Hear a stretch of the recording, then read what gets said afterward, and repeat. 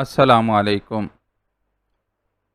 चन सजना वे नेड़े नेड़े हो, ढोल जानियाँ वे नेड़े नेड़े हो। बेसुरी आवाज़ों में गाए जाने वाले गाने के बोलों का साथ निभाने के लिए पेशानी तक दुपट्टा ओढ़े वो सर झुकाए मशीनी अंदाज में ढोल बजा रही थी। दिलचस्पी ना होने के बावजूद ढोल पर पड़ने वाली हर थाप बड़ी निपी तुली थी, जिसकी धमक हर एक अपने दिल पर महसूस कर सकता था। मलिका, रानी और निगार ठुमके लगाती ढोल की लय पर अपनी भूंडी आवाज़ में लहक लहक कर गा रही थीं। उनके गिर्द मौजूद औरतों, बच्चों और मर्दों का मजमा खूब लुत्फ़ अंदोज़ हो रहा था। तालियां बजा बजा कर बुलंद आवाज़ में दाद दी जा रही थी, लेकिन ये दाद ऐसी थी जिसमें तमस्खुर का पहलू नुमायां था। वो तीनों तो शायद आदी थीं ऐसे बेहुदा फ़िक्रे और मजाक बर्दाश्त करने की, लेकिन वो जो जबरन इनके साथ शामिल की गई थी, हर बार बड़ी अजियत के साथ ये सब सहती थी। इस वक्त भी उसके चेहरे पर गुस्से और खिफ़्फ़त की सुर्खी थी, लेकिन चेहरे पर बेहंगम तरीके से थोपी मेकअप की मोटी तह के बायस इस सुर्खी को देखा नहीं जा सकता था। इन तीनों के साथ शामिल होकर डांस करने वाले दो मंचलों ने चाहा भी कि उसके साथ छेड़छाड़ करके उसे कुछ बोलने पर मजबूर कर सकें, मगर वो लब सिए ढोल बजाती रही। खुदा खुदा करके गाने और नाचने का सिलसिला ख़त्म हुआ तो हाजरीन की तरफ से निछावर किए गए नोट समेटे जाने लगे। वो इस काम में भी शामिल नहीं हुई और ढोल की डोरियां कसती एक तरफ बैठी रही। खाला, आज रात इसे ढोल बजाने के लिए यहीं रोक लें, हम लोगों का आज रात जगा करने का प्रोग्राम है। पर ढंग से ढोल बजाना किसी को नहीं आता। ये इतना अच्छा ढोल बजाती है, आप इसको रोक लें तो हमारा काम बन जाएगा। वो सर झुकाए अपने काम में मसरूफ़ थी कि उसे एक लड़की की आवाज़ सुनाई दी। दिमाग ख़राब है क्या? रात भर इस हिजड़े को यहाँ रोक कर मुझे लोगों की बातें सुननी हैं क्या? खाला कहकर मुखातिब की जाने वाली औरत ने सख्त लहजे में जवाब दिया। कोई नहीं सुनाएगा बातें, आपके सामने किसी की क्या मजाल के कोई कुछ कह सके। इस बार खुशामद से काम लिया गया। बिल्कुल खाला, अनीसा बिल्कुल ठीक कह रही है, एक और आवाज़ सुनाई दी और फिर तो जैसे सारी ही लड़कियां इस औरत के पीछे लग गईं। लड़के भी लड़कियों की हिमायत करने लगे। शायद उन्हें तफरीह का एक उम्दा मौका हाथ आता नज़र आ रहा था। आखिरकार इस औरत को हथियार डालने पड़े और वो दोनों हाथ उठाते हुए करख्त आवाज़ में बोली, चुप कर जाओ कमबख्तो, सुन ली है मैंने तुम्हारी बात, पर मुझे इन लोगों से तो पूछ लेने दो। फिर वो इसकी तरफ रुख करते हुए बोली, हाँ भाई, क्या इरादा है तेरा? रुकेगी रात यहाँ? 500 रुपये दूंगी। वो चुप रही। इस अकेली को हम रात भर के लिए यहाँ नहीं छोड़कर जा सकते। ये बड़ी सीधी है, अकेली घबरा जाती है। मलिका, जो गुरु की गैर मौजूदगी में अपनी सीनियरिटी की वजह से गुरु में सबसे ज़्यादा मकाम रखती थी, खुद जवाब देने के लिए आगे बढ़ी। तो तुम में से कोई एक इसके साथ रुक जाए हिफाजत के लिए। औरत ने नखवत से जवाब दिया, ठीक है, पर सिर्फ 500 रुपये पर बात नहीं बनेगी, साथ एक जोड़ा मिठाई का डिब्बा और थोड़ा सा अनाज भी देना होगा। मलिका ने फ़ौरन सौदेबाजी शुरू कर दी। ठीक है, दे दूंगी। मेरी भांजियों भतीजों ने फरमाइश की है, अब मैं हाँ करने के बाद इन मामूली चीज़ों के पीछे इनका दिल तो नहीं तोड़ सकती। औरत ने बेहद शहाना अंदाज में जवाब दिया, जिस पर वहाँ मौजूद लड़के लड़कियों ने ज़ोरदार नारे लगाए। मैं रुक जाती हूँ शहज़ादी के साथ यहाँ। औरत के हामी भरते ही निगार ने अज़ खुद पेशकश की, जिसे मलिका ने कबूल कर लिया और धीमे मगर सख्त लहजे में निगार से बोली, ध्यान रखना, अगर ये इधर उधर हुई तो गुरु तेरी खाल खींच लेगा। मुझे मालूम है सब, तू ज़्यादा हिदायतें ना दे। निगार ने रोब में आए बगैर जवाब दिया। इस जवाब पर मलिका ने उसे घूर कर देखा, मगर ज़ुबान से कुछ नहीं बोली। फिर वो और रानी कुछ देर बाद वहाँ से रवाना हो गईं। कुड़ियों, पहले खाना वाना खा लो, फिर बाद में आराम से गाने बजाने बैठना, करख्त आवाज़ वाली औरत ने हुक्म दिया तो उनके गिर्द मौजूद हजूम छटने लगा और खाने के लिए एक दूसरे को आवाज़ दी जाने लगी। सहन में मौजूद लड़के जो वहीं रुके इन पर जुमले कस रहे थे, वो भी किसी के पुकारने पर अंदर चले गए। एक लड़की ने पुलाव से भरी 2 प्लेटें इन दोनों को भी ला थमाईं। ये अच्छी मुसीबत है, पैसे के लालच में वो लोग हमें रात भर जिल्लत सहने के लिए यहाँ छोड़ गए। तन्हाई मिलते ही उसने धीमी आवाज़ में निगार के सामने अपनी नागवारी का इजहार किया। बेवकूफ़, अच्छा है कि वो लोग लालच में तुझे यहाँ छोड़ गए। समझ ले कि उनके लालच की वजह से तुझे आज़ादी हासिल करने का एक मौका मिल गया है। वैसे तो सब तुझ पर नज़रें गाड़ कर बैठे रहते हैं کہ تو ادھر ادھر نہ ہو جائے۔ ایک بڑا سا لقمہ منہ میں ڈالتے ہوئے نگار نے اسے جواب دیا تو وہ حیران رہ گئی اور اسی حیرانی کے عالم میں بولی، کیا مطلب؟ تم مجھے یہاں سے گرو کے اڈے کے علاوہ کہیں اور جانے دو گی؟ نگار نے زبان سے جواب نہیں دیا، اپنا سر اسبات میں سر ہلا دیا۔ میں ہاتھ سے نکل گئی تو گرو تمہارا بہت برا حال کرے گا۔ یاد نہیں ابھی ملکہ جاتے جاتے کیا بول کر گئی ہے؟ وہ خود بھی اس ماحول سے فرار کی خواہش مند تھی، خصوصاً گرو کا اصل روپ دیکھنے کے بعد تو اس کی نفرت کئی گنا بڑھ گئی تھی، لیکن اپنی وجہ سے نگار کو مصیبت میں ڈالنا اسے گوارا نہیں تھا۔ نگار نے اس کی تشویش سن کر کان پر سے مکھی اڑانے والے انداز میں ہاتھ ہلایا اور جلدی جلدی منہ چلاتے ہوئے نوالا حلق سے نیچے اتار کر بولی، گرو کی ایسی کی تیسی، اس کافر کے ڈر سے اب میں تجھ پر مزید ظلم نہیں ہونے دوں گی۔ تجھے سمجھ نہیں آیا مگر میں سمجھ چکی ہوں کہ اس دن گرو تجھے کس لیے اپنے ساتھ لے گیا تھا۔ اگر تو زخمی نہ ہو گئی ہوتی تو اس لڑکی کی طرح تجھے بھی وہ لوگ بلی چڑھا دیتے۔ اللہ سائیں کا کرم ہو گیا تجھ پر کہ تو ٹیکسی والے کی وجہ سے زخمی ہو گئی۔ اب وہ مردود زخمی لڑکی کو تو اپنی دیوی کے آگے بھینٹ چڑھا نہیں سکتے تھے، اس لیے تجھے چھوڑ دیا، پر جب تو پوری طرح ٹھیک ہو جائے گی تو گرو پھر دوبارہ تجھے وہاں لے جائے گا۔ نگار کی باتیں سن کر وہ بری طرح کانپ اٹھی اور نظریں بے ساختہ اپنے زخمی ہاتھ کی طرف گئیں۔ وہاں موجود زخم مندمل ہونے لگا تھا۔ اس زخم نے اسے بہت تکلیف دی تھی، لیکن اب احساس ہو رہا تھا کہ وہ تھوڑی سی تکلیف اس کی زندگی کی ضمانت بن گئی تھی۔ میں نے سوچ لیا ہے، ہم صبح ہونے سے تھوڑی دیر پہلے چپکے سے یہاں سے نکل جائیں گے۔ ان لوگوں سے روپے میں رات ہی میں وصول کر لوں گی۔ تجھے جہاں جانا ہو چلی جانا، میں اپنے گھر چلی جاؤں گی۔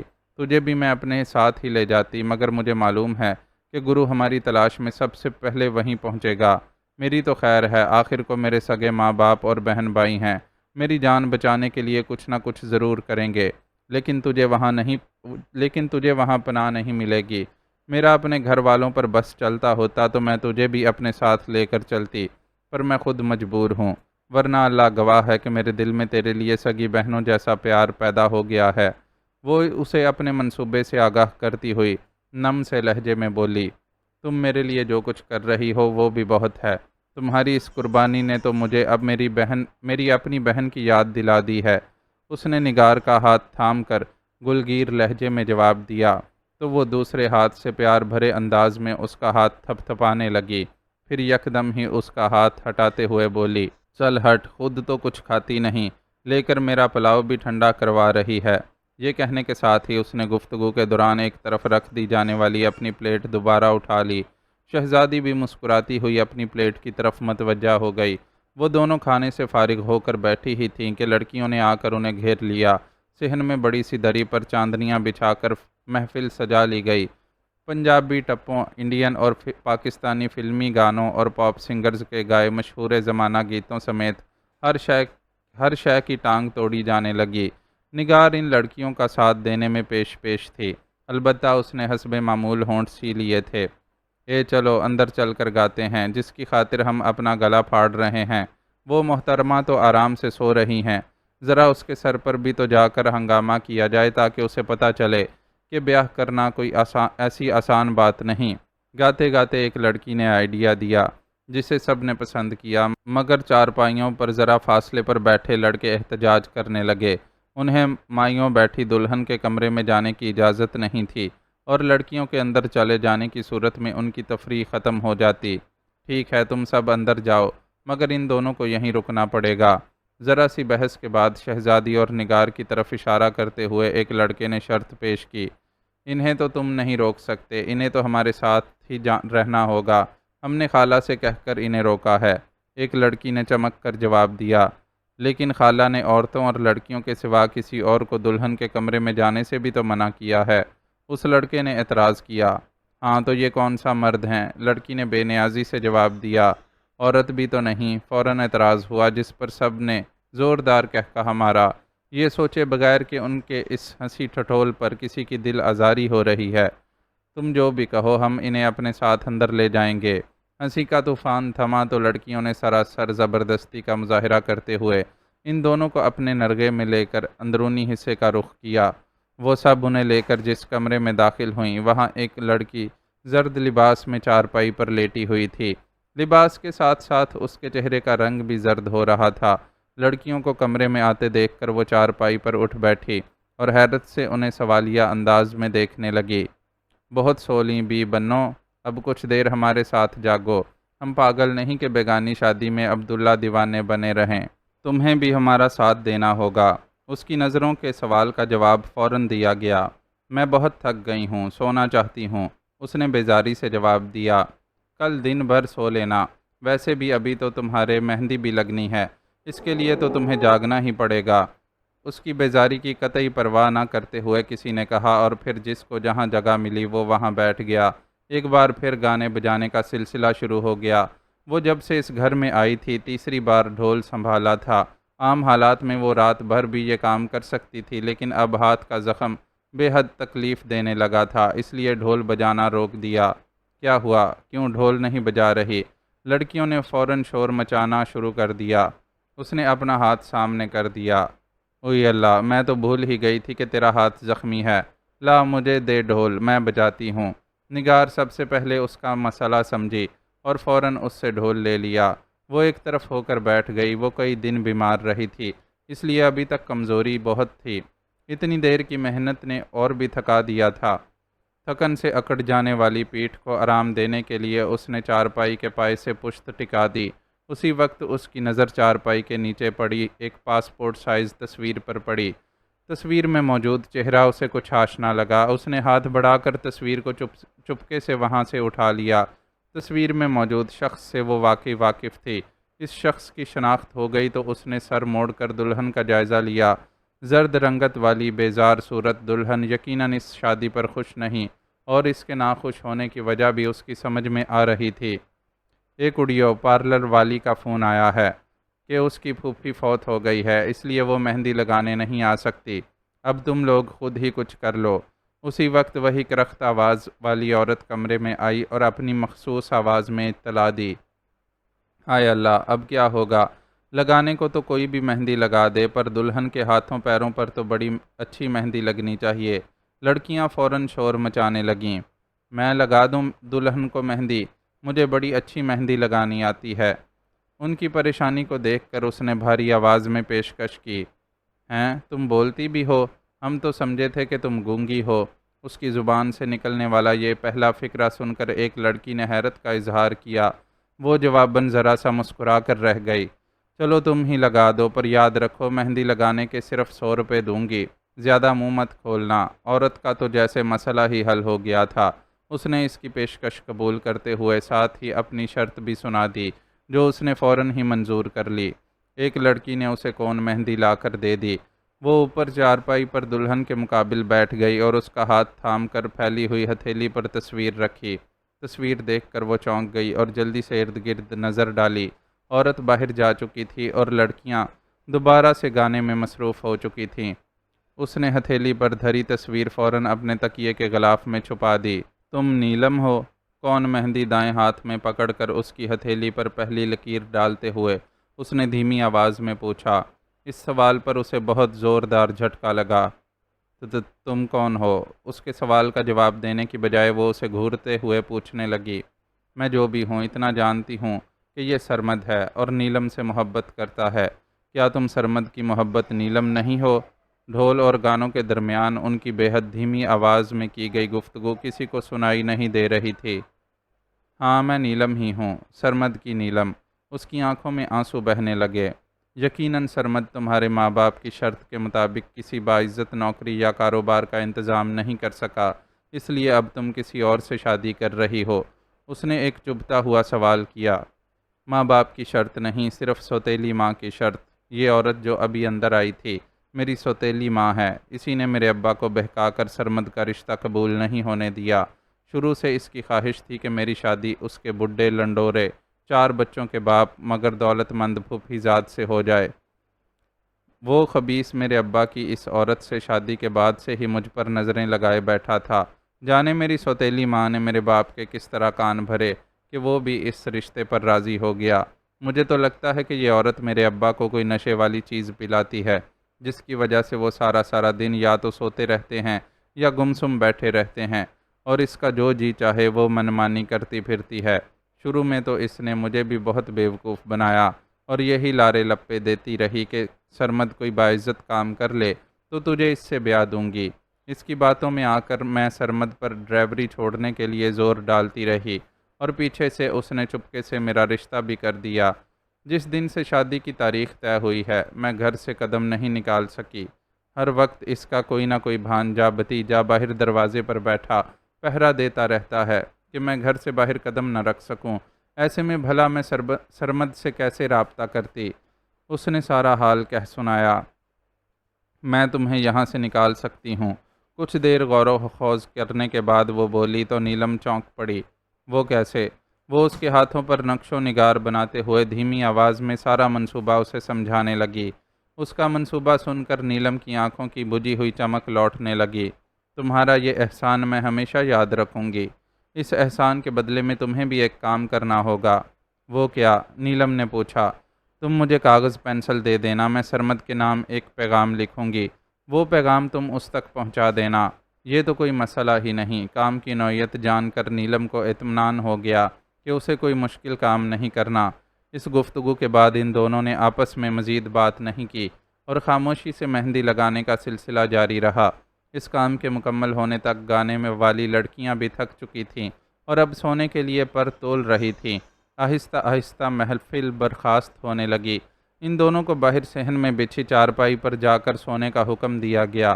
اس موقع پر نگار نے عورت سے طے شدہ معاوضہ یہ کہہ کر وصول کر لیا کہ صبح وہ لوگ جلدی واپس چلے جائیں گے۔ عورت نے روپے تو تھما دیے لیکن جوڑے اور مٹھائی کے لیے صاف کہہ دیا کہ کل دن میں آ کر لے جانا۔ ان دونوں ہی نے اعتراض نہیں کیا۔ انہیں اصل میں روپوں کی ہی ضرورت تھی، باقی چیزیں بیکار تھیں۔ صحن میں آ کر جب وہ دونوں ایک ہی چارپائی پر لیٹیں تو اس نے نگار کو نیلم کے ساتھ طے کیے گئے اپنے تازہ منصوبے کے بارے میں بتا دیا۔ اس طرح تو پھنس جائے گی شہزادی۔ یہ لوگ تجھ پر اپنی لڑکی کے اغوا کا الزام لگا کر تجھے تھانے میں بند کروا دیں گے، اور یہ بھی ہو سکتا ہے کہ پولیس سے پہلے گرو ہی یہاں پہنچ جائے۔ تیرے ہاتھ اس کے پنجوں سے آزاد ہونے کا جو سنہری موقع آیا ہے وہ اس مصیبت میں پھنسنے پر ضائع چلا جائے گا۔ نگار نے اس کا منصوبہ سن کر اعتراض کیا۔ اللہ مالک ہے، میں نیلم سے وعدہ کر چکی ہوں۔ اس بیچاری کے پاس بھی یہی ایک موقع ہے یہاں سے نکلنے کا۔ میرے پاس پھر بھی چانس ہے کہ پولیس کے ہاتھ لگنے کے بعد کسی ایسی جگہ رابطہ کر سکوں جہاں سے مجھے مدد مل سکے۔ اس نے بے نیازی سے جواب دیا۔ میں تو یہی کہوں گی کہ تو اچھی طرح سوچ لے، کہیں اس ہمدردی کی وجہ سے تجھے خود لینے کے دینے نہ پڑ جائیں۔ نگار نے اسے سمجھانے کی کوشش کی۔ اسی کا نام انسانیت ہے نگار۔ تم خود بھی تو میری خاطر رسک لینے کے لیے تیار تھیں، بس اسی طرح میں نیلم کی خاطر خطرہ مول لینے کو تیار ہوں۔ نیلم میری کچھ نہیں لگتی، لیکن سرمد کا مجھ پر ایک بہت بڑا احسان ہے۔ اس احسان کا بدلہ اتارنے کا موقع مل رہا ہے مجھے، تو میں پیچھے کیسے ہٹ سکتی ہوں؟ اس کی یہ بات سن کر نگار نے خاموشی اختیار کر لی۔ وہ سمجھ گئی کہ شہزادی کو اس کے ارادے سے باز نہیں رکھ سکتی۔ خاموشی کی چادر اوڑھے وقت آہستہ آہستہ آگے کھسکنے لگا۔ صبح سے ذرا پہلے شہزادی چارپائی سے اتر کر دبے قدموں نیلم کے کمرے کی طرف بڑھ گئی۔ اس کا انداز بے حد محتاط تھا۔ گھر میں موجود تمام لوگ اگرچہ نیند میں ڈوبے ہوئے تھے، لیکن یہ ڈر اپنی جگہ تھا کہ کہیں ذرا سی آہٹ پر کسی کی آنکھ نہ کھل جائے۔ مگر خیر گزری کہ کسی کے بھی علم میں آئے بغیر وہ آرام سے نیلم کے کمرے کے دروازے تک پہنچ گئی۔ دروازہ اندر سے بند تھا۔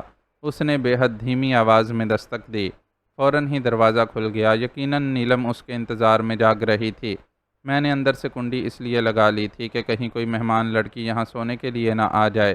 اس کے ٹوکنے سے پہلے ہی نیلم نے دروازہ اندر سے بند کرنے کی توجیہ پیش کی تو اس نے تفہیمی انداز میں سر ہلایا اور بولی، اب جلدی کرو، مجھے اپنے کپڑے دے دو اور خود میرے کپڑے پہن لو۔ میں نے نگار سے بات کر لی ہے، وہ تمہیں اپنے ساتھ لے کر یہاں سے نکل جائے گی۔ کچھ وقت گزرے گا تو دکانیں وغیرہ کھل جائیں گی۔ تم کسی پی سی او سے سرمد کے موبائل پر کال کر لینا، نمبر تو اچھی طرح یاد ہے نا تمہیں؟ جواباً نیلم نے اس بات میں سر ہلا دیا۔ نیم تاریک کمرے میں ان دونوں نے آپس میں لباس تبدیل کیے۔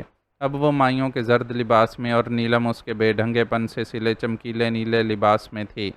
لباس کی تبدیلی کے بعد اس نے نیلم کے فراہم کردہ کاغذ پر بال پین سے ایک مختصر سا پیغام سرمد کے نام لکھا۔ کمرے میں روشنی بے حد کم تھی، اس لیے اسے یہ مختصر پیغام لکھنے میں بھی کافی دشواری کا سامنا کرنا پڑا۔ بلب روشن کرنے کا خطرہ اس نے خود نہیں مول لیا تھا۔ کہ کہیں روشنی کسی کو اس طرف متوجہ نہ کر دے۔ پیغام والا کاغذ تہہ کر کے اس نے نیلم کے حوالے کیا، جسے اس نے اپنے گریبان میں ڈال کر رکھ لیا۔ شہزادی کی آمد سے پہلے وہ اپنے پاس موجود تھوڑی سی رقم کو بھی اپنی اسی جگہ رکھ چکی تھی۔ کمرے سے باہر قدم رکھنے سے پہلے وہ شہزادی سے گرم جوشانہ انداز میں گلے ملی اور رندی ہوئی آواز میں بولی، مجھے معلوم ہے کہ تم میرے لیے بہت بڑا خطرہ مول لے رہی ہو، بس اسے میری خود غرضی سمجھو کہ میں سرمد تک پہنچنے کا یہ موقع کھونا نہیں چاہتی، اس لیے جانتے بوجھتے تمہیں اس مصیبت میں چھوڑ کر جا رہی ہوں۔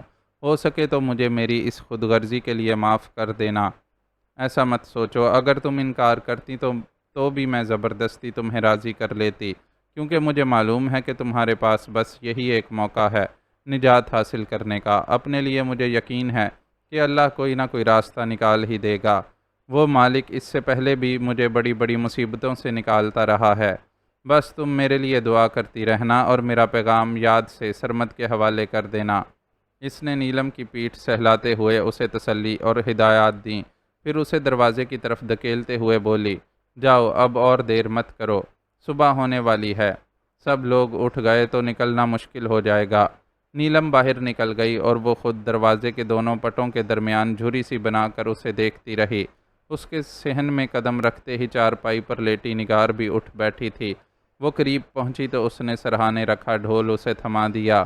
دونوں ہاتھوں میں ڈھول کو کسی بچے کی طرح تھام کر اس نے اس پوزیشن میں رکھ لیا کہ ہونٹ اور ناک اس کی آڑ میں چھپ گئے۔ دوپٹہ پہلے ہی خوب پھیلا کر پیشانی تک اوڑھا گیا تھا۔ اس حلیے میں اگر کوئی سرسری نظر ڈالتا تو بالکل بھی اندازہ نہ کر پاتا کہ وہ شہزادی کی بجائے نیلم ہے۔ بھیا جی، ہم جا رہے ہیں، ہمیں راستہ دے دو۔ بیرونی دروازے کے ساتھ چارپائی لگا کر سوئے ہوئے نیلم کی سوتیلی ماں کے بھانجے سے کہا گیا۔ نگار کا یہ جملہ اسے کمرے میں بھی سنائی دیا۔ کیا مصیبت آئی ہے تم لوگوں کو جو اتنی صبح جانے کے لیے بےتاب ہو گئے ہو؟ لڑکا یقیناً گہری نیند سے جگائے جانے پر جھنجھلا گیا تھا۔ ہمیں یہاں نیند نہیں آ رہی، اپنے گھر جا کر آرام سے سوئیں گے۔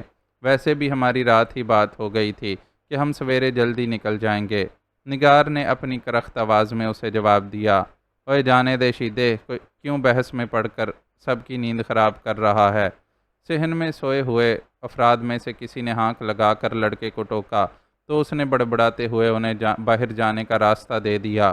وہ دونوں باہر نکل گئیں تو اس نے سکون کا سانس لیتے ہوئے کمرے کا دروازہ بند کیا اور نیلم کی چارپائی پر آ لیٹی۔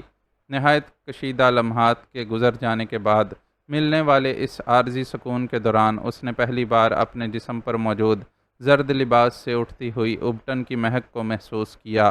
یہ مہک یقیناً مائیوں بیٹھی دلہن کے جذبات میں ہلچل مچا کر اسے آنکھوں میں خوبصورت سپنے سجانے پر اکساتی ہوگی۔ خود اس کے اپنے احساسات بھی عجیب سے ہونے لگے، لیکن فی الحال کوئی سپنا ایسا نہیں تھا جسے وہ اپنی آنکھوں میں سجا سکتی۔ وہ چند چھوٹے چھوٹے خواب جو اس نے اپنے مستقبل کے حوالے سے کبھی دیکھے بھی تھے تو حالات کے گرداب میں پھنس جانے کے باعث تعبیر کے مراحل میں داخل ہوتے دکھائی نہیں دیتے تھے۔ تقدیر کے اس کھیل کے بارے میں سوچتے ہوئے کب اس کی آنکھ لگ گئی اسے احساس بھی نہیں ہوا۔ باہر سے سنائی دینے والے شور پر اس کی آنکھ کھلی۔ کمرے میں اچھی خاصی روشنی ہو رہی تھی، جس کا مطلب تھا کہ کافی دن چڑھ آیا ہے۔ آنکھ کھلتے ہی اسے یہ خیال بھی آیا کہ ابھی اسے ایک نہایت مشکل صورتحال کا سامنا کرنا ہے، مگر اس سے پہلے باہر سے سنائی دیتے شور کا سبب جاننا ضروری تھا۔ بستر چھوڑ کر وہ دبے قدموں دروازے کے قریب پہنچی اور کنڈی کھول کر دروازے کے پٹ میں ذرا سی جھری بناتے ہوئے باہر جھانکا۔ صحن میں 2-3 پولیس والے ملکہ اور نیلم کے رشتہ دار نظر آ رہے تھے۔ میں بتا چکی ہوں کہ وہ ہجڑے جو اس کے ساتھی تھے سویرے ہی یہاں سے نکل کر چلے گئے تھے۔ تمہاری سمجھ میں میری بات کیوں نہیں آ رہی؟ نیلم کی سوتیلی ماں کی کرخت آواز اس تک پہنچی۔ دیکھو بی بی، میں بھی بتا چکا ہوں کہ ہمارے آدمی ان کے اڈے پر آدھی رات سے موجود ہیں، وہاں کوئی نہیں پہنچا۔ اس مردود نے رات بھر مار کھانے کے بعد یہ سچ اگلا ہے کہ ہجڑوں کے نام پر یہ جن 2 بندوں کو تمہارے گھر چھوڑ کر گئے تھے ان میں سے ایک ہجڑا نہیں بلکہ لڑکی ہے جسے انہوں نے ہجڑا بنایا ہوا ہے۔ ہمیں اس لڑکی کی تلاش ہے، بہت اوپر سے لڑکی کی بازیابی کے آرڈر آئے ہیں۔ ہم تمہاری زبانی کلامی بات پر یقین نہیں کر سکتے، ہمیں تمہارے گھر کی تلاشی لینی ہوگی۔ ملکہ کی گدی پر زوردار ہاتھ مارتے ہوئے پولیس والے نے اسے جواب دیا۔ ملکہ کی حالت سے ہی ظاہر ہو رہا تھا کہ اسے ٹھیک ٹھاک مرمت ہوئی ہے۔ شاید اس مرمت کے نتیجے میں ہی وہ اپنی رہنمائی میں پولیس والوں کو یہاں تک لے کر آئی تھی۔ دروازے کے پیچھے کھڑی شہزادی کا دل زور زور سے دھڑکنے لگا۔ پولیس والے کی زبانی اوپر سے آرڈر آنے کا سن کر وہ سمجھ گئی کہ کون لوگ ہیں جن کی وجہ سے پولیس اس کا سراغ لگاتے لگاتے یہاں تک پہنچ گئی ہے۔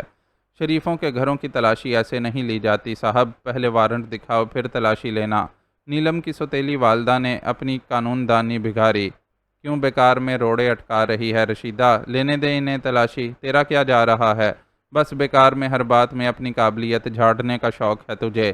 اسی وقت ایک مرد نے مداخلت کرتے ہوئے تیز و ترار رشیدہ کو جھڑکا۔ وہ مرد شاید نیلم کا باپ تھا۔ تم چپ رہو، معلوم بھی ہے شادی والا گھر ہے۔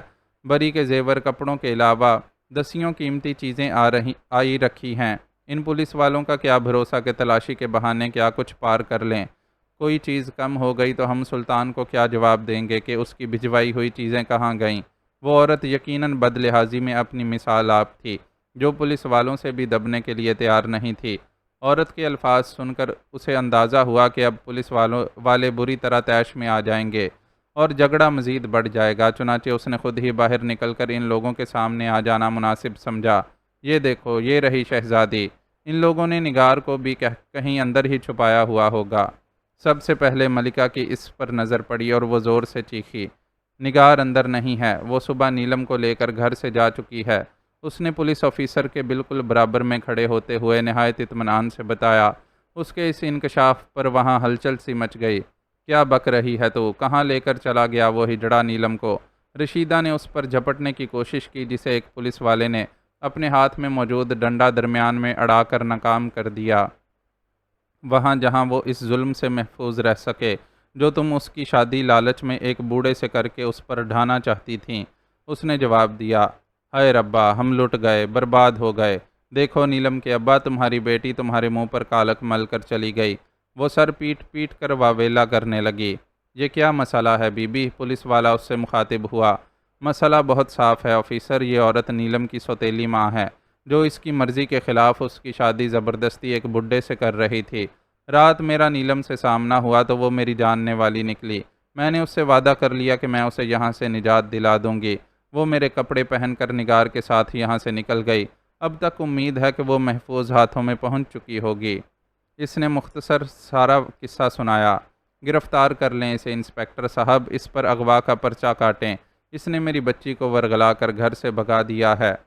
رشیدہ نے شور مچایا، پرچہ تو تمہارے خلاف کٹنا چاہیے۔ تم ایک عاقل و بالغ لڑکی کو حبس بیجا میں رکھ کر اس کی شادی اس کی مرضی کے خلاف کر رہی تھیں۔ یہ کتنا بڑا جرم ہے، کچھ اندازہ ہے تمہیں؟ اس نے دو بدو جواب دیا۔ پولیس کا تحفظ مل جانے کے باعث اس کا کھویا ہوا اعتماد لوٹ آیا تھا اور وہ اپنی سابقہ جون میں لوٹ رہی تھی۔ اس مسئلے کو بعد میں دیکھیں گے بی بی، ابھی آپ ہمارے ساتھ چلیں، ہمیں اوپر والوں کو آپ کے مل جانے کی رپورٹ بھی دینی ہے۔ انسپکٹر نے مداخلت کرتے ہوئے بحث کو بڑھنے سے روکا، تاہم اس کا لہجہ مؤدبانہ تھا۔ اس نے انسپکٹر کی بات مان لی۔ فوراً ہی ان لوگوں کی وہاں سے روانگی عمل میں آ گئی۔ پیچھے نیلم کے خاندان والے شور کرتے رہ گئے، ان لوگوں کے ساتھ گرو الماس بھی گرفتار ہوا یا نہیں؟ راستے میں اس نے انسپکٹر سے پوچھا۔ نہیں، وہ ہمارے پہنچنے سے پہلے ہی اڈے سے بھاگ چکا تھا۔ آپ بتائیں، آپ کیسے ان لوگوں کے ہاتھ لگ گئیں؟ اس کے سوال کا جواب دیتے ہوئے انسپکٹر نے اس کے بارے میں جاننا چاہا۔ یہ ساری تفصیلات میں صرف انہی کو بتا سکتی ہوں جن کے حکم پر آپ نے مجھے تلاش کیا ہے۔ اس نے انسپکٹر کو کچھ بھی بتانے سے گریز کیا۔ وہ اصرار نہیں کر سکا۔ جتنی اوپر سے آرڈر ملے تھے اس سے یہی اندازہ ہوتا تھا کہ لڑکی کا تعلق کسی بہت اونچے خاندان سے ہے۔ ایسے لوگوں کے معاملات کے بارے میں ضرورت سے زیادہ کھوج لگانے سے اجتناب ہی اس کے لیے مناسب تھا۔ اس کا تجسس اس کے لیے کسی مصیبت کا در کھول دیتا۔ اس کے مقابلے میں یہی مناسب تھا کہ وہ خاموش رہے اور لڑکی کی بازیابی کا کارنامہ انجام دینے کے صلے میں ملنے والے انعام یا ترقی کا انتظار کرے۔ تھانے پہنچ کر ملکہ کو حوالات میں دھکیلا گیا اور اسے احترام سے اپنے کمرے میں بٹھا کر انسپکٹر فون پر کسی سے بات کرنے لگا۔ تمام تفصیلات سے آگاہ کرنے کے بعد اس نے فون رکھ دیا۔ میں نے اوپر اطلاع کر دی ہے، وہاں سے آرڈر آ جائے تو ہم آپ کو آپ کے گھر پہنچا دیں گے۔ تب تک آپ بتائیں کہ میں آپ کی کیا خدمت کروں؟ اگر کہیں تو ناشتہ منگوا لوں؟ نہیں، اب میں گھر پہنچ کر ہی ناشتہ کروں گی۔ اتنی غیر متوقع رہائی نے اسے ہیجان میں مبتلا کر دیا تھا۔ خالی پیٹ ہونے کے باوجود اس کیفیت میں اس کا کچھ بھی کھانے کو دل نہیں چاہ رہا تھا۔ جیسی آپ کی مرضی، میں ایسا کرتا ہوں کہ صرف چائے منگوا لیتا ہوں۔ بے انتہا خوش اخلاقی کا مظاہرہ کرتے ہوئے اس نے سنتری کو بلانے کے لیے گھنٹی کا بٹن دبایا، مگر سنتری کی آمد سے قبل ہی ٹیلی فون کی گھنٹی بجنے لگی۔ اس نے فون اٹھایا اور دوسری طرف کی بات سن کر یس سر کی گردان کرتا رہا۔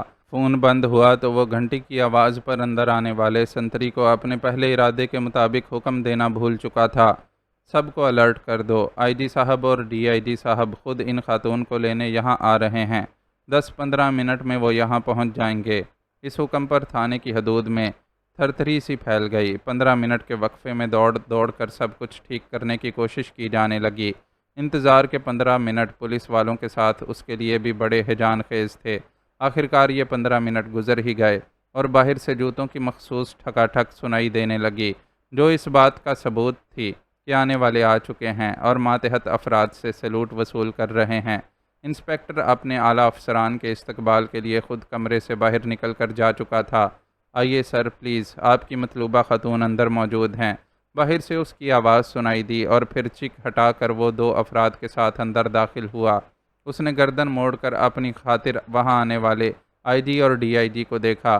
اس کے چہرے پر نظر پڑتے ہی ان دونوں کے چہروں پر بیک وقت حیرت اور مایوسی کے تاثرات ابھرے۔ تم کون ہو؟ ڈی آئی جی سجاد رانا نے سرسراتی آواز میں بمشکل یہ سوال کیا۔ اماں، میرے سر میں بہت درد ہو رہا ہے، مجھ سے بالکل بھی یہاں بیٹھا نہیں جا رہا، میں حویلی میں واپس جاؤں گی، کشور نے منہ بناتے ہوئے اپنے ساتھ بیٹھی چھوٹی چودرائن ناہید سے کہا۔ اس سمیت حویلی کی تمام خواتین اس وقت انڈسٹریل ہوم کی افتتاحی تقریب میں شرکت کے لیے آئی ہوئی تھیں۔ بنیادی طور پر تو اس تقریب کو بہت سادگی سے منعقد کرنے کا پروگرام بنایا گیا تھا، لیکن وہ پروگرام چودھری افتخار کو اپنے شایان شان محسوس نہیں ہوا۔ اس کا کہنا تھا کہ بڑی چودرائن اس افتتاح کے لیے خاص طور پر حویلی سے باہر نکلے گی، اس لیے تقریب بھی زوردار ہونی چاہیے۔ اس زوردار تقریب کا انتظام اس نے اپنے پلے سے کر دیا تھا۔ اس وقت بڑے سے پنڈال میں پورے گاؤں کی عورتیں جمع تھیں۔ ان عورتوں کے بیٹھنے کے لیے دریاں بچھائی گئی تھیں، جبکہ حویلی کی معزز خواتین اوپر سٹیج پر رکھی شاندار کرسیوں پر بیٹھی تھیں۔ اسکول کی افتتاحی تقریب کے موقع پر پیش کیے جانے والے ورائٹی پروگرامز کی خبر حویلی تک بھی پہنچی تھی۔ اس تقریب کو بھی وہی رنگ دینے کے لیے بڑی چودرائن نے فرمائش کی تھی کہ وہ عورتیں جن کی آواز اچھی ہے یا وہ ناچنا جانتی ہیں سٹیج پر آ کر اپنے فن کا مظاہرہ کریں۔ عورتوں میں تقسیم کرنے والے وہ بہت سے تحائف بھی اپنے ساتھ پیک کروا کر لائی تھی۔ کشور کی مدد سے اس نے اس موقع کے لیے ایک تقریر کی بھی تیاری کر لی تھی، یعنی اچھا خاصا لمبا پروگرام تھا جس میں کافی وقت لگتا، جبکہ کشور نے 10 منٹ سے بھی کم عرصے میں سر درد کی شکایت کرتے ہوئے حویلی واپس جانے کی فرمائش کر دی۔ اس کی یہ فرمائش سن کر چھوٹی چودرائن پریشان ہو گئی اور آہستہ سے بولی، ایسے کیسے واپس چلی جائے گی؟ بڑی چودرائن کو برا لگے گا، پھر گڈی بھی تو ایک ہی کھڑی ہے باہر، دوسری تو چودھری صاحب نے واپس حویلی بلوا لی تھی۔ اوہو اماں، گاڑی کا کیا ہے، مجھے چھوڑ کر واپس آ جائے گی، باقی کوئی ناراض ہوتا ہے تو ہونے دو، میرا درد سے برا حال ہو رہا ہے، دوسروں کی ناراضی کا خیال کر کے کیا میں اپنی جان سے گزر جاؤں؟ وہ جھنجھلائی اور پھر ماں کا جواب سننے سے قبل ہی اشارے سے کچھ فاصلے پر کھڑی رانی کو بلا کر اس سے بولی، ڈرائیور سے کہو کہ گاڑی قریب لے کر آئے، میں حویلی واپس جاؤں گی، اسے مجھے چھوڑ کر واپس یہیں آنا ہوگا، اور ہاں تم میرے ساتھ ہی چلو گی۔ جی اچھا بی بی، رانی جھٹ پٹ حکم کی تعمیل کے لیے روانہ ہو گئی۔ تو روز بروز بڑی ضدی ہوتی جا رہی ہے کشور، ہر وقت اپنی مرضی کرتی ہے اور مشکل مجھے ہوتی ہے، ناہید نے دبی آواز میں اسے گھرکا۔ وہ دونوں سٹیج کی بالکل کونے والی کرسیوں پر بیٹھی ہوئی تھیں، اس لیے دوسروں تک ان کی آواز نہیں پہنچ رہی تھی۔ کشور ماں کی ڈانٹ سننے کے بعد بھی بے نیاز بیٹھی رہی۔ ڈرائیور کے پاس پیغام لے کر جانے والی رانی لمحوں میں واپس آ گئی۔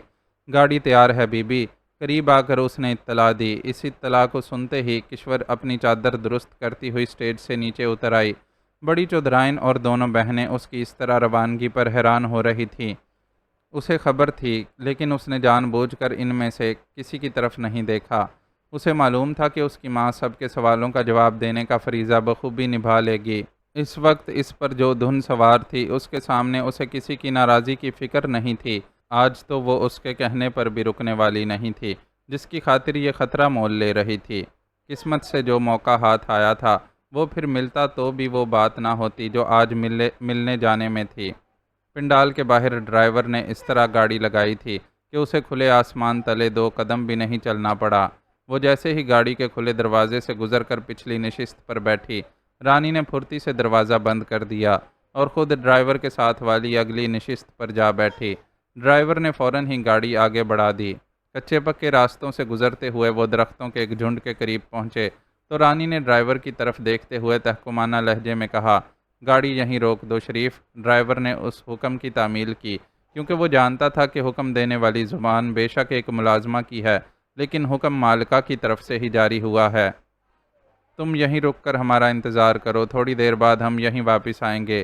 دروازہ کھول کر گاڑی سے نیچے اترتے ہوئے رانی نے اسے دوسری ہدایت دی، مگر میں دوسروں کو کیا جواب دوں گا؟ کسی کو معلوم ہو گیا تو میری کھال اتر جائے گی۔ ڈرائیور سمجھ سکتا تھا کہ اس طرح چوری چھپے راستے میں اترنے کا کیا مطلب ہے۔ جہاں بہت زیادہ پابندیاں ہوں وہاں اس طرح کے چور راستے تلاش کر ہی لیے جاتے ہیں۔ رانی یقیناً اپنی مالکن کی رازدار اور دست راست تھی، جو اس کی خاطر خود کو خطرے میں ڈال رہی تھی، لیکن وہ کیوں خواہ اپنی گردن پھنساتا؟ اس لیے پیچھے بیٹھی مالکن کے لحاظ کے باوجود اپنے خدشے کو زبان پر لائے بغیر نہیں رہ سکا۔ کہہ دینا گاڑی خراب ہو گئی تھی، اسے ٹھیک کرنے میں دیر ہو گئی۔ کسی نے اگر تمہیں یہاں کھڑا دیکھ لیا تو اس سے گاڑی خراب ہونے کا بہانہ کر کے ساتھ یہ بھی کہہ دینا کہ بی بی کا یوں بیچ راستے میں کھڑا ہونا مناسب نہیں تھا، اس لیے رانی انہیں اپنے ساتھ اپنے گھر لے گئی ہے۔ وہ یقینی طور پر ایک طے شدہ منصوبے پر عمل کر رہی تھی، اس لیے اس کے پاس سارے حل موجود تھے۔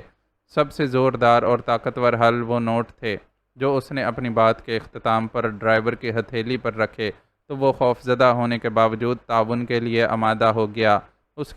اس کو آمادہ دیکھ کر کشور گاڑی سے نیچے اتر آئی۔ انہیں جہاں جانا تھا وہ جگہ یہاں سے قریب ہی تھی۔ ارد گرد کوئی کھیت نہ ہونے اور گاؤں کی تمام عورتوں کے تقریب میں شرکت کے لیے چلے جانے کے باعث یہ ڈر بھی نہیں تھا کہ کوئی کشور کو دیکھ کر پہچان لے گا۔ تیز تیز قدموں سے چلتی وہ دونوں ایک مکان کے سامنے جا کر رکیں۔ یہ وہی مکان تھا جو آفتاب اور اس کے ساتھی ٹیچرز کو رہائش کے لیے دیا گیا تھا۔ رانی نے دستک دینے کے لیے دروازے پر ہاتھ رکھا تو وہ ہاتھ کے زور سے کھلتا چلا گیا۔ کھلے دروازے کے دوسری طرف صحن میں ٹہلتا ماسٹر آفتاب صاف نظر آ رہا تھا۔ وہ دونوں تیزی سے اندر داخل ہو گئیں۔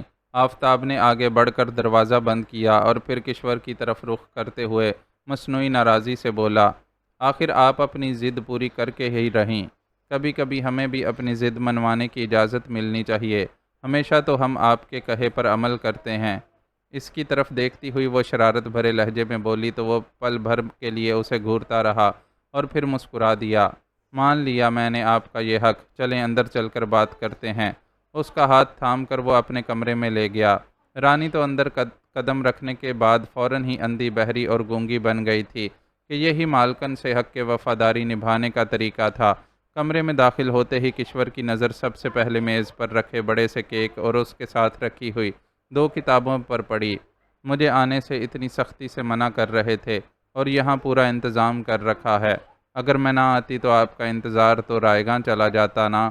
ان چیزوں کو دیکھ کر وہ آفتاب کی طرف رخ کرتے ہوئے ناز سے بولی، ایسا ہو ہی نہیں سکتا تھا، مجھے معلوم تھا کہ آپ ضرور آئیں گی۔ وہ یقین سے بولا، وہ کیوں بھلا؟ اس نے مسکراتے ہوئے پوچھا۔ محبت کرنے والوں کو یہاں سے خبر مل جاتی ہے کشور بی بی، اپنے محبوب کے ارادوں کی پختگی پرکھنے کے لیے یہ کافی ہوتا ہے۔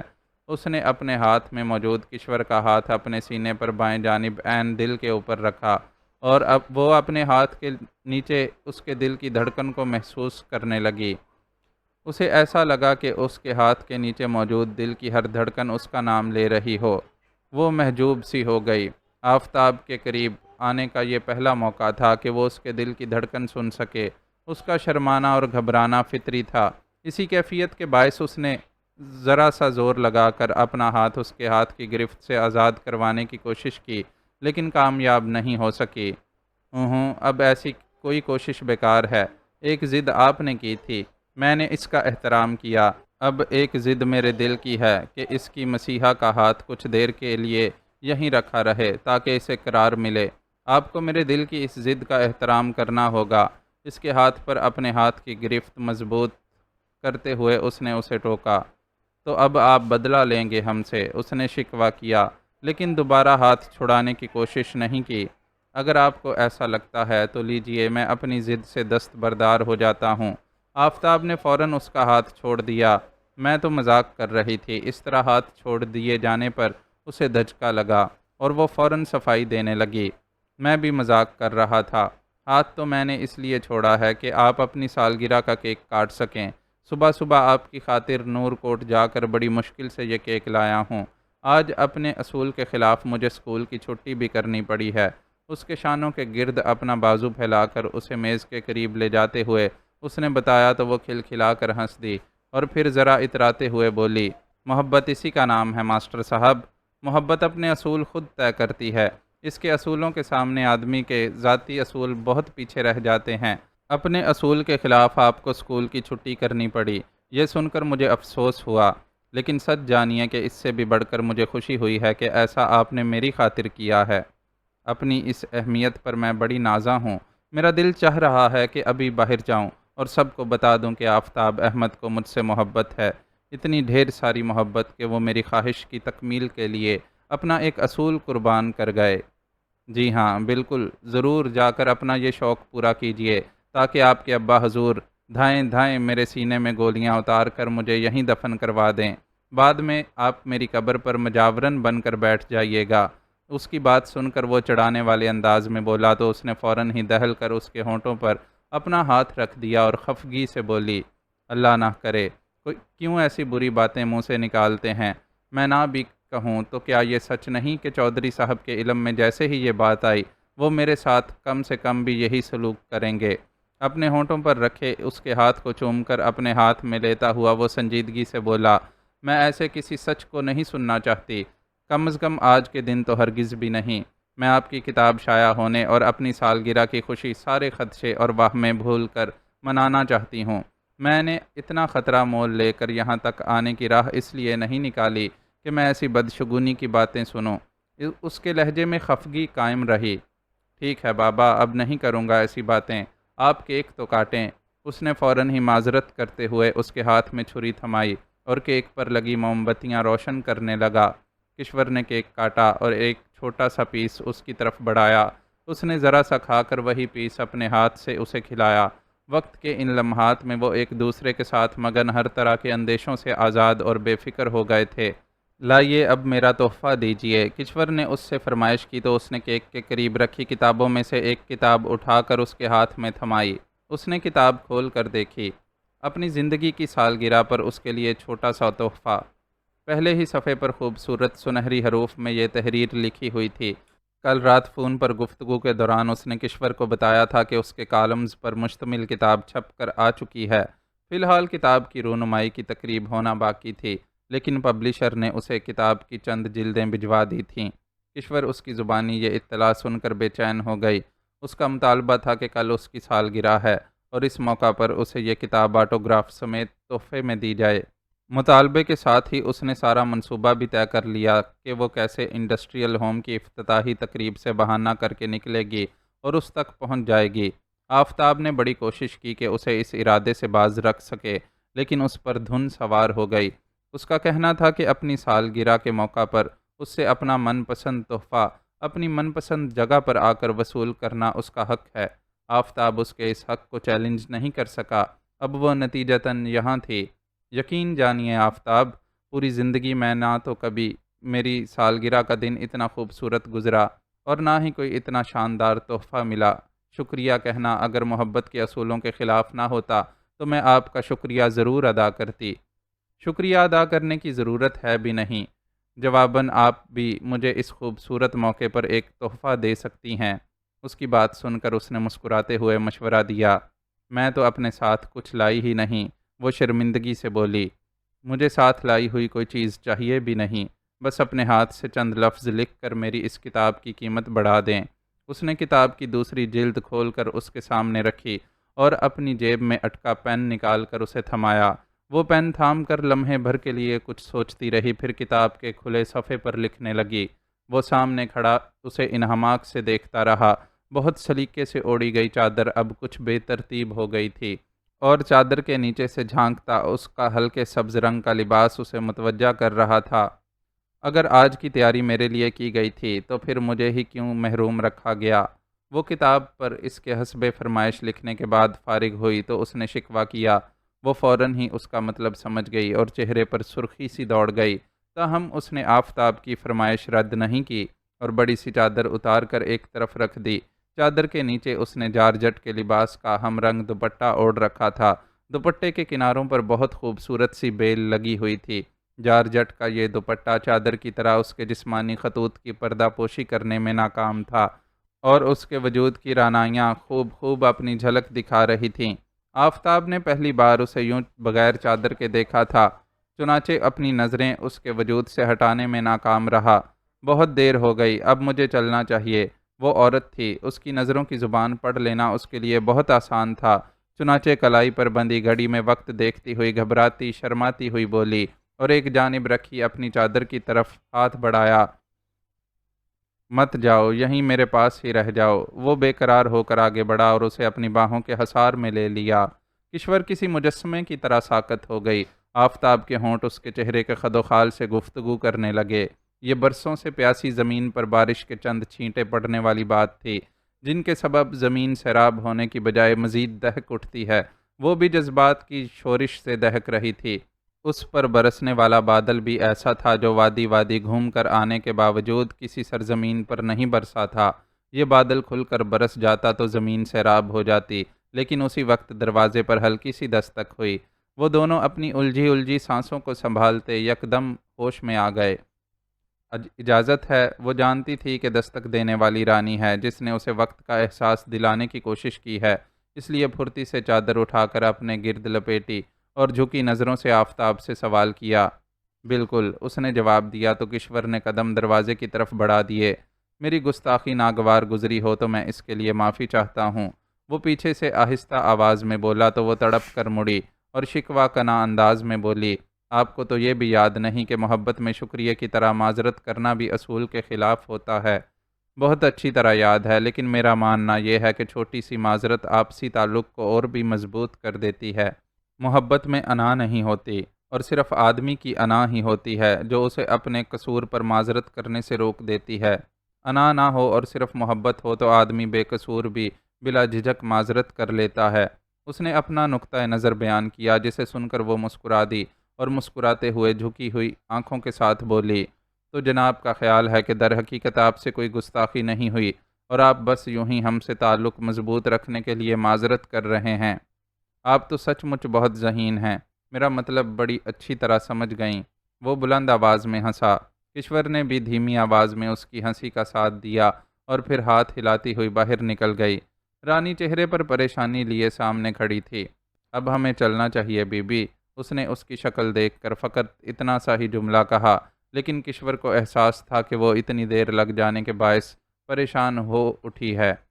تھینک یو رانی، تمہاری وجہ سے آج مجھے اپنی زندگی کی بڑی انمول خوشیاں ملی ہیں۔ رانی کا ہاتھ تھام کر اس نے اس کا شکریہ ادا کیا، اور پھر وہ دونوں وہاں سے باہر نکل کر اس راستے پر چل پڑیں جو درختوں کے اس جھنڈ تک جا رہا تھا جہاں انہوں نے ڈرائیور کو گاڑی سمیت چھوڑا تھا۔ دور ہی سے انہوں نے دیکھ لیا تھا کہ گاڑی کا بونٹ اٹھا ہوا ہے اور قریب کھڑا ڈرائیور تشویش سے ادھر ادھر دیکھ رہا ہے۔ ان دونوں کو آتا دیکھ کر اس کے چہرے پر اطمینان چھا گیا۔ بونٹ گرا کر اس نے پھرتی سے گاڑی کا پچھلا دروازہ کھولا اور خود ڈرائیونگ سیٹ پر بیٹھ کر گاڑی سٹارٹ کر دی۔ ان دونوں کے گاڑی میں بیٹھتے ہی گاڑی فراٹے برتی ہوئی حویلی کی طرف روانہ ہو گئی۔ اس تیز رفتاری سے وقت کے فرق کو ختم نہیں کیا جا سکتا تھا، لیکن یہ ڈرائیور کا اضطراری عمل تھا کہ وہ لاشعوری طور پر ایسی کوشش کر رہا تھا۔ کیا پوزیشن ہے عبد المنان؟ سب کچھ ٹھیک چل رہا ہے نا؟ گاڑی پیر آباد کی حدود میں داخل ہوئی تو اس نے عبد المنان کا نمبر ملا کر اس سے پوچھا۔ پیر آباد میں جاری افتتاحی تقریب کے انتظامات سنبھالنے کے لیے عبد المنان صبح سے وہاں پہنچا ہوا تھا، جبکہ وہ خود نورپور کے دورے پر چلا گیا تھا۔ ایک تو اسے وہاں جاری ترقیاتی کاموں کا جائزہ لینا تھا، دوسرے وہ پیر آباد میں زیادہ وقت نہیں گزارنا چاہتا تھا۔ تقریب میں شرکت کرنے کے باعث اسے اپنا وقت چودھری کے ساتھ گزارنا پڑتا، جبکہ چودھری اور وہ دو مختلف دنیاؤں کے بندے تھے۔ چنانچہ چودھری کو برداشت کرنا اس کے لیے کسی کڑے امتحان سے کم نہیں تھا۔ خود کو اس امتحان میں زیادہ دیر مبتلا ہونے سے بچانے کے لیے اس نے اپنا آج کا شیڈول اس طرح ترتیب دیا تھا کہ پیر آباد میں مختصر وقت کے لیے ہی ٹھہرنا پڑے، اور اب طے شدہ شیڈول کے مطابق وہ مقررہ وقت پر پیر آباد کی حدود میں داخل ہو چکا تھا۔ Every thing is all right sir, تقریب ابھی جاری ہے۔ میرے ساتھ آنے والی خاتون صحافی اندر پنڈال میں موجود ہیں اور تقریب کی کوریج کر رہی ہیں۔ حویلی کی خواتین کے علاوہ جن خواتین کو دعوت نامے بھیجے گئے تھے، ان میں سے ایس پی صاحب اور ڈاکٹر مسعود کی مسز بھی کچھ دیر قبل یہاں پہنچ گئی ہیں۔ اندازہ ہے کہ آدھے گھنٹے میں تقریب ختم ہو جائے گی اور ہم فارغ ہو جائیں گے۔ اصولاً تو اب تک تقریب کو ختم ہو جانا چاہیے تھا۔ چھوٹے سے انڈسٹریل ہوم کے افتتاح کے لیے اتنا زیادہ وقت خرچ کرنا میری سمجھ سے باہر ہے۔ وہ عبد المنان کی پیش کردہ رپورٹ کو سن کر جھنجھلایا۔ آپ چودھری صاحب اور ان کی فیملی کے مزاج کے بارے میں تو جانتے ہیں سر کہ کس قدر شوباز لوگ ہیں۔ پہلے چودھری صاحب نے تقریب کو اپنی بیگمات کے شایان شان منعقد کرنے کے چکر میں پھیلایا، اور اب ان کی بیگم باقی کی کسر پوری کر رہی ہیں۔ میرا اندر موجود خاتون صحافی سے رابطہ ہے۔ انہوں نے مجھے بتایا ہے کہ بڑی چودھرائن تقریب ختم کرنے کے موڈ میں نہیں ہیں۔ پہلے ورائٹی شو کے نام پر اچھا خاصا وقت لگایا گیا اور اب تصویریں کھنچوانے کا سلسلہ جاری ہے۔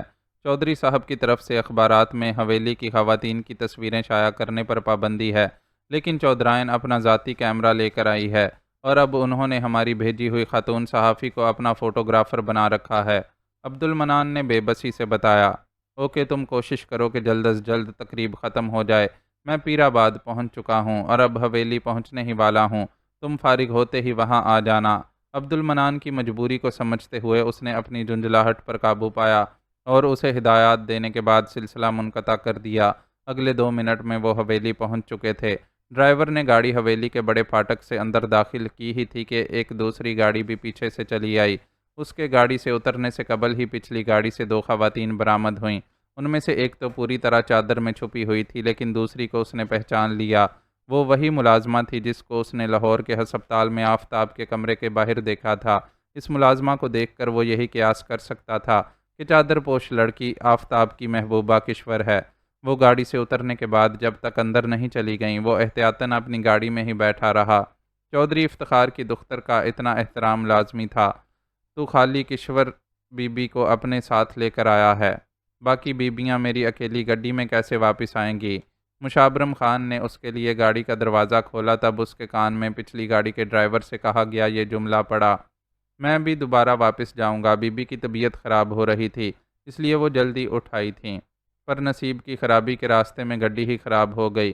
بڑی مشکل سے میں نے اسے ٹھیک کیا، تب کہیں جا کر ہم ادھر پہنچ سکے۔ مجھے تو خود فکر ہو رہی ہے کہ ادھر گڈی کا انتظار ہو رہا ہوگا۔ وڈی چودھرائن تو سخت خفا ہوں گی کہ میں نے اتنی دیر کیوں لگائی، پر میں کیا کرتا، ان مشینوں کا کیا کوئی بھروسہ تھوڑی ہوتا ہے، اچانک سے آدمی کو دھوکہ دے جاتی ہیں۔ اندر جاتے ہوئے ڈرائیور کی بیان کردہ صورتحال اس کے کانوں میں بھی پڑی، جس کو سن کر وہ سمجھ گیا کہ تقریب ختم نہ ہونے کے باوجود کشور کیوں جلدی واپس آ گئی ہے۔ اس کا استقبال کرنے والے ملازم نے اسے حویلی کے شاندار ڈرائنگ روم تک پہنچا دیا۔ وہاں چودھری کے ساتھ ایس پی معظم تارڑ پہلے سے موجود تھا۔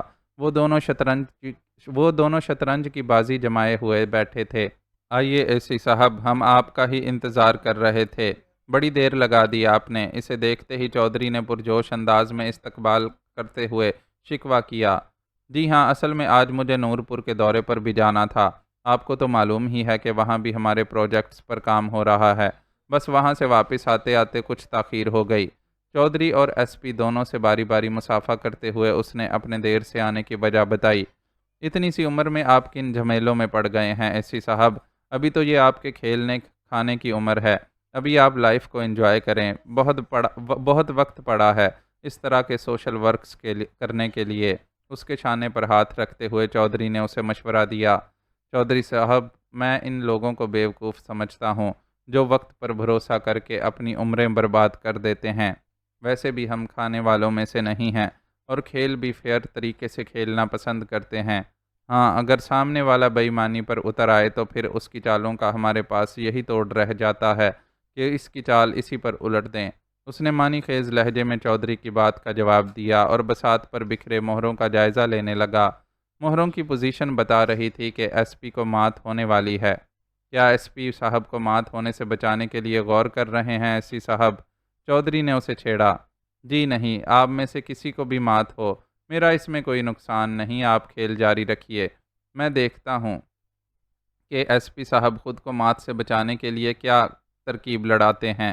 اس نے مسکرا کر اسی معنی خیز لہجے میں جواب دیا، جسے نہ سمجھتے ہوئے وہ دونوں ایک بار پھر کھیل کی طرف متوجہ ہو گئے، لیکن اس سے قبل ہی ڈرائنگ روم میں ایک بھونچال سا آ گیا۔ بھونچال بن کر وہاں آنے والا اچھے تن و توش کا ایک نوجوان لڑکا تھا، جس کے چہرے پر موجود مخصوص وحشت اس کی ذہنی معذوری کا اعلان کر رہی تھی۔ میں یہاں کھیلوں گا، تم گندی ہو، مجھے کہیں بھی نہیں جانے دیتی۔ وہ ہانپتی ہوئی ملازمہ سے مخاطب تھا، جو اسے سنبھالنے کی کوشش کر رہی تھی۔ وہ ملازمہ سے کہتا ہوا ہاتھ میں پلاسٹک کے بلے سے ڈرائنگ روم میں سجے قیمتی ڈیکوریشن پیسز کو بال کی طرح ہٹ کر رہا تھا۔ دیکھتے ہی دیکھتے 4 ڈیکوریشن پیس اس کے بلے کی زد میں آ کر زمین بوس ہونے کے بعد چکنا چور ہو گئے۔ وہ دیکھ رہا تھا کہ ہر ٹوٹنے والے ڈیکوریشن پیس کے ساتھ ساتھ ملازمہ کے چہرے پر چھائے خوف اور بے بسی کے بادل گہرے ہوتے جا رہے تھے۔ آپ اوپر چلیے چھوٹے شاہ جی، وہاں آپ کے بہت سارے کھلونے ہیں، اوپر جا کر میں آپ کے ساتھ کھیلوں گی۔ ملازمہ کپ کپاتی ہوئی آواز میں اس ایب نارمل نوجوان کو بہلانے کی کوشش کرتے ہوئے اس کے پیچھے چل پڑی تھی۔ خوف اور پریشانی کے عالم میں اسے نیچے پڑی کرچیوں سے زخمی ہو جانے والے پیروں کا بھی ہوش نہیں تھا۔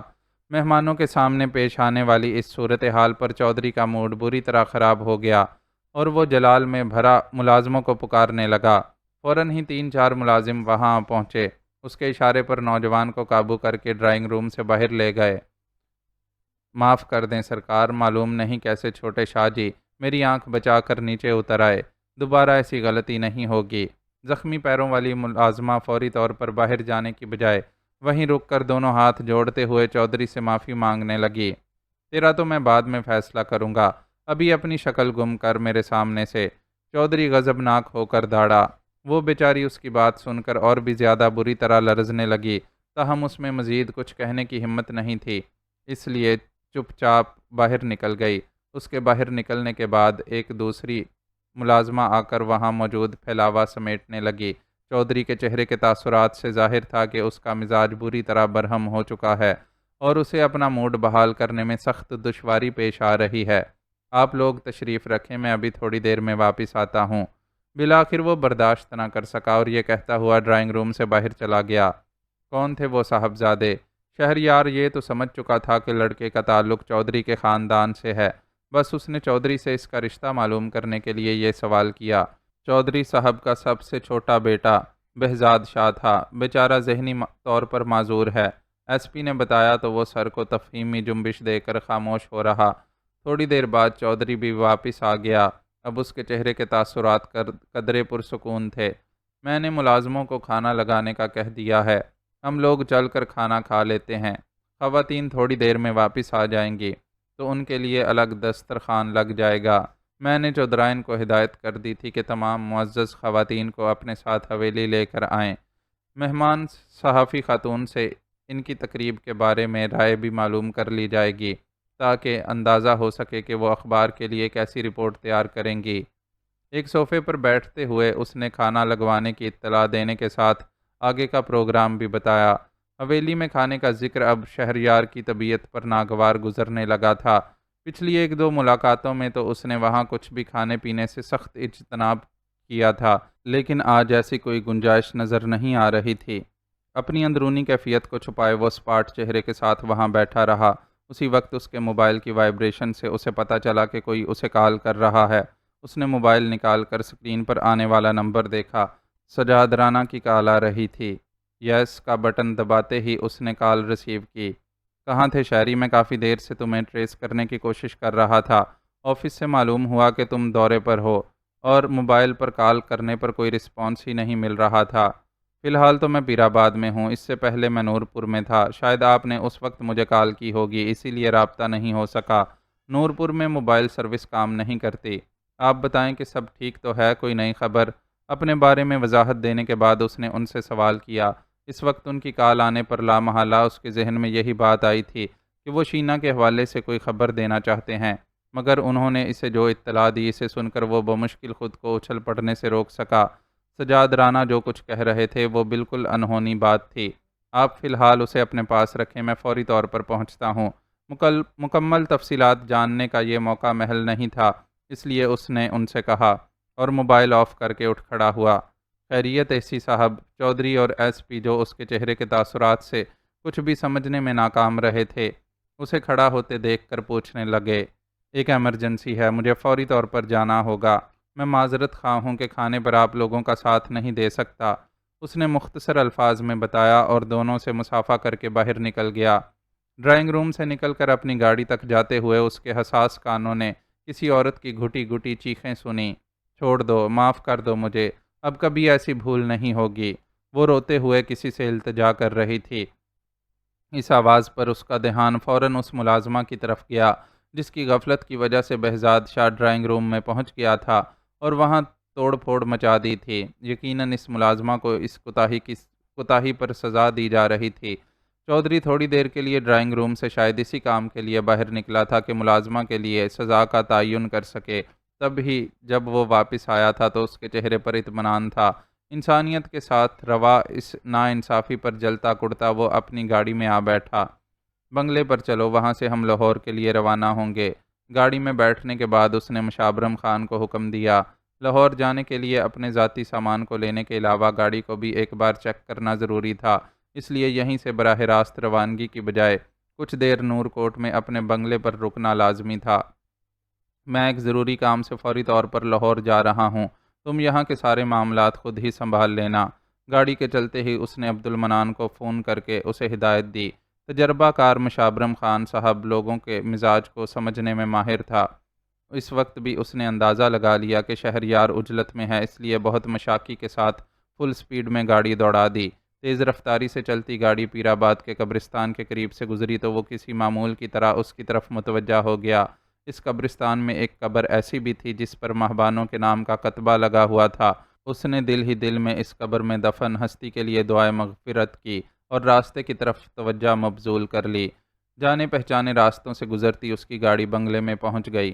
دفتر سے فون آیا تھا، کوئی سرمد صاحب آپ سے بات کرنے کے خواہش مند تھے، شاید کوئی بہت اہم معاملہ تھا۔ انہوں نے آپریٹر کو اپنا نمبر دے کر ہدایت کی تھی کہ جیسے ہی آپ آئیں ان سے رابطہ کر لیں۔ آپریٹر نے احتیاطاً فون کر کے مجھے بھی نمبر نوٹ کروا دیا تھا کہ اگر آپ آفس کی بجائے یہاں پہنچیں تو آپ کو پیغام دے دیا جائے۔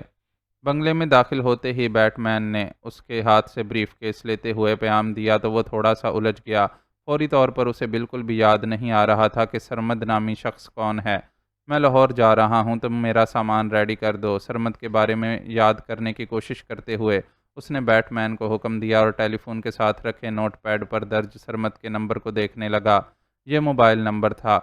بیٹ مین کے سامان پیک کرنے تک ملنے والی مہلت میں اس نے اس نمبر پر کال کر کے اپنی الجھن کو دور کر لینا مناسب سمجھا۔